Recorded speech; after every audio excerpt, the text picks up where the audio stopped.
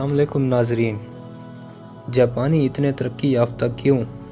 Japan की तरक्की के पीछे एक अहम राज मुज़म्मिल है जो कि जापानियों के वो रवैये हैं जिनकी वजह से ये लोग आज पूरी दुनिया में कदर की निगाह से जाने जाते हैं। आइए अपने हैरत अंगेज़ दुनिया के नाजरीन को इनके रवैयों के मुतालिक कुछ दिलचस्प मालूमात देते हैं।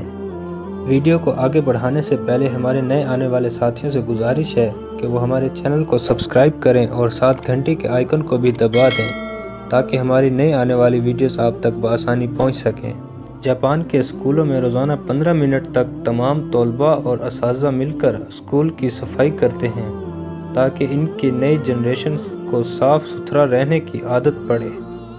जापान में साफ़ सुथराई के लिए यानी जिम्मेदार बनने के लिए भी एक ज़बानी इम्तिहान पास करना पड़ता है। जापान के पास किसी किस्म के कुदरती वसाइल यानी सुई गैस, नमक की कान, पेट्रोल वगैरह नहीं हैं। वहाँ हर साल सैकड़ों ज़लज़ले आते हैं, फिर भी जापान दुनिया की एक उभरती हुई मुआशी ताकत बन रहा है। ये सब भी इनके मुस्बित रद्द अमल की वजह से ही है।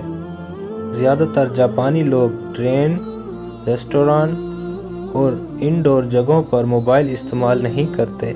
जापान में पहली से छठी जमात तक एक मज़मून पढ़ाया जाता है जिसे इखलाकियात कहा जाता है।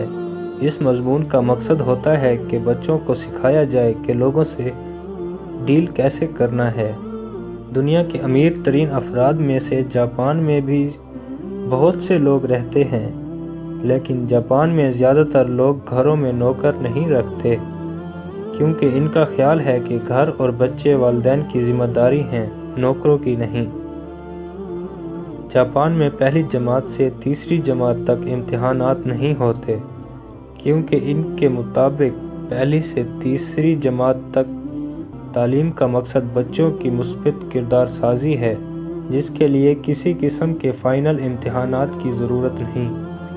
जापान के किसी ऐसे रेस्टोरेंट में चले जाएं जहां बूफे सिस्टम हो, फिर भी आप नोटिस करेंगे लोगों की प्लेट में इतना ही खाना है जितना उन्होंने खाना है। वो बूफे के निज़ाम का फ़ायदा उठाकर प्लेटें नहीं भरते और खाना ज़ाया नहीं करते। वक्त की कदर जापान से सीखें। पूरे साल भर की ट्रेन की लेट होने की शरह 7 सेकंड्स है। स्कूल में लंच ब्रेक के बाद तमाम बच्चों को अपने अपने ब्रश करने का हुक्म है। इसके बाद इन्हें क्लास में आने दिया जाता है।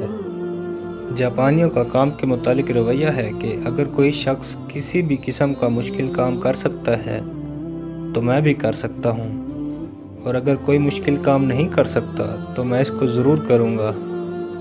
जबकि पाकिस्तानियों का रवैया अमूमन इससे उल्टा है।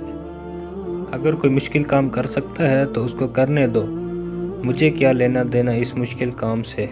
अगर कोई मुश्किल काम नहीं कर सकता तो मैं भला फिर ये काम कैसे कर सकता हूँ। ये पाकिस्तानियों का अमूमी रवैया है, हर एक की बात नहीं कर रहा। नोट: अगर हमें भी एक तरक्की याफ्ता कौम बनना है तो अपने रवैयों में हमें भी तब्दीली लानी होगी। आज तक के लिए इतना ही। मोहम्मद सरमद शाहज़ेब को दीजिए इजाज़त। खुदा हाफिज़।